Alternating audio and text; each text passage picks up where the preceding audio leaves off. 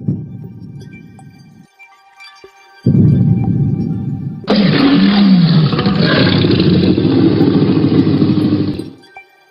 this is Jeff Tregre, and this is my review for the Velociraptor model by Rob Pazza.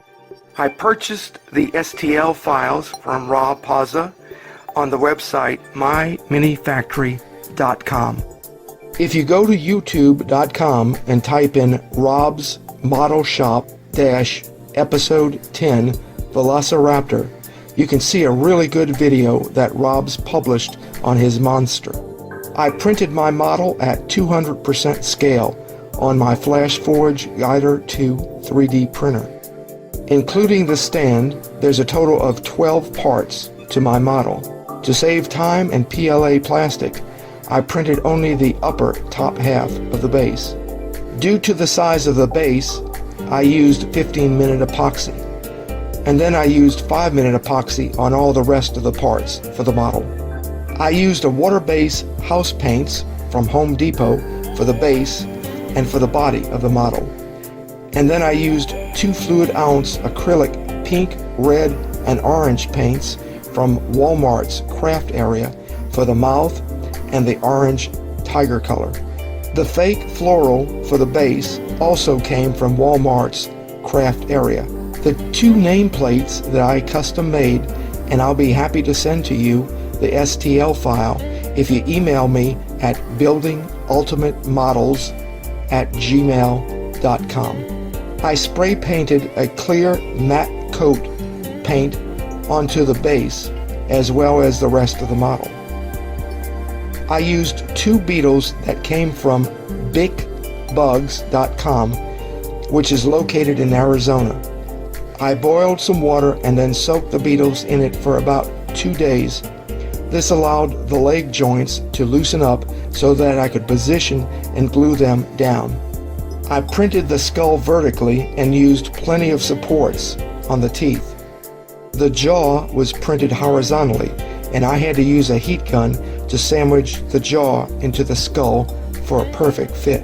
I purchased a pair of 6mm yellow cat glass eyes from Etsy, which is located in Brooklyn, New York.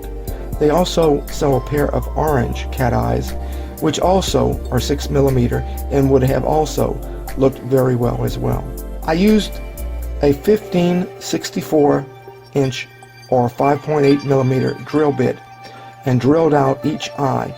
I then inserted tissue paper into each eye socket and left just a little room to glue and insert each of the glass eyes inside.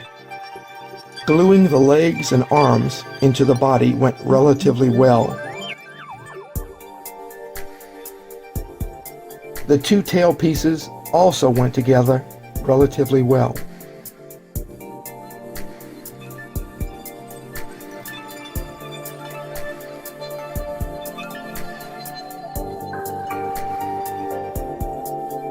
I used a cream color base paint for the Velociraptor.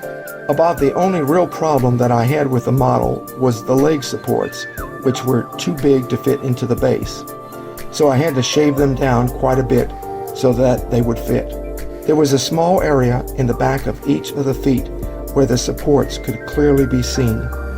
I soaked some tissue paper in 5-minute epoxy and then pushed it up under each of the feet. When it dried, I painted over it with the same color that I used for the base. I airbrushed the bottom underside of the model with an off-white paint and then the top side of the model with a dark orange.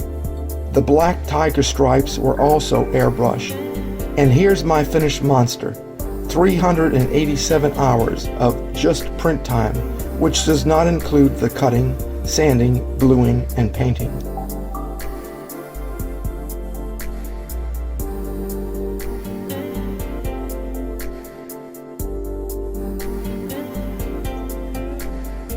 I used a gloss clear spray paint for only the inside of the mouth, which gave the mouth a wet look.